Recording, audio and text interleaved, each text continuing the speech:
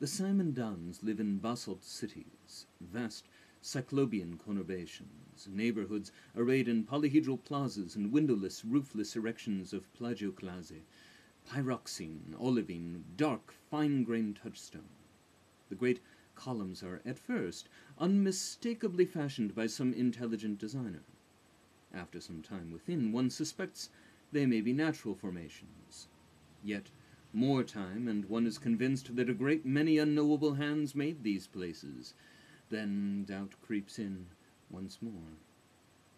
Buildings might be a meter tall, 5, 10, 50. Can they be counted as buildings if the walls are pierced by no portal whatsoever? Not a door, not a window. Within, they are nothing but chimneys, tall and straight-edged down to rock worn smooth as glass by century after century of fallen rain and grit. A meter or more of that selfsame grit at the bottom of most. But no. Within they were nothing but chimneys. When the Simon Dons found the basalt cities, the abandoned edifices, they moved in, and set to work creating the network of ladders and platforms and nets and ropes and bridges that connects one to the other. The chimneys roofed and platformed within. Within the polyhedrons, and buried all about, artifacts, remnants, discardia from previous tenants, some primitive, some cutting-edge, some that defy classification. Having found and secured the basalt cities, the Simon Dons set to populating them, a process which, though compromised by their cultural inclination toward violence, has been reasonably successful. The finest structures are still fought over, but good, safe housing is available to all. Hidey holes for the weak, castles for the strong, all safe as houses. The neighboring Bec Ingon, Bec Oble, and Mirkandans, none historically as well organized as the Simon Dons, launch the occasional raid on travelers or nip at the basaltic outskirt.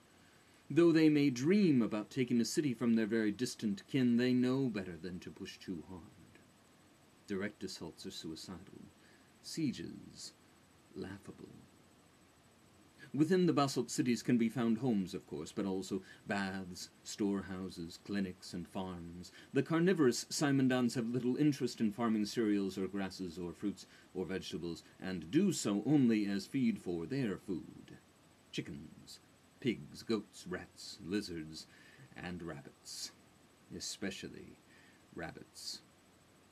You'll not find many restaurants in the basalt cities. Simon Dons meals require very little preparation. Live food is preferred, and few are fussy about fur, feathers, or scales. It is a bit messy, but that's what the baths are for. Some say that each basalt city sits above tunnels and subterranean vaults containing artwork of a singularly, unsettlingly suggestive sort. Entrances, if indeed they exist, must be well hidden. Those who are rumored to have ventured below and seen for themselves do not speak of what they saw. It is entirely likely that these burrows are the stuff of myth. Eldritch rumors, nothing more. Likely. All I have written here about the Brobdingnangian basalt cities of the Simon Dons is as true as any other truth you may perceive. There are other truths, of course, veiled.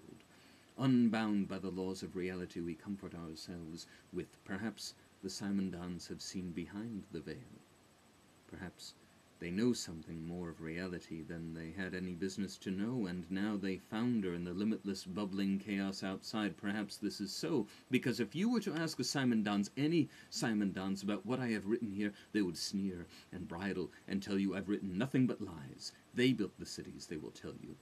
They won't be clear on how, or when, or why in the manner they exist, but they'll vow with all their being that the Simon Dons are not just a very lucky bunch who happened upon something wonderful and leveraged it beyond their due.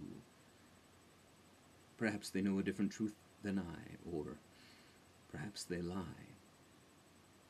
If they lie, they need not. a gate came to them, and that says something.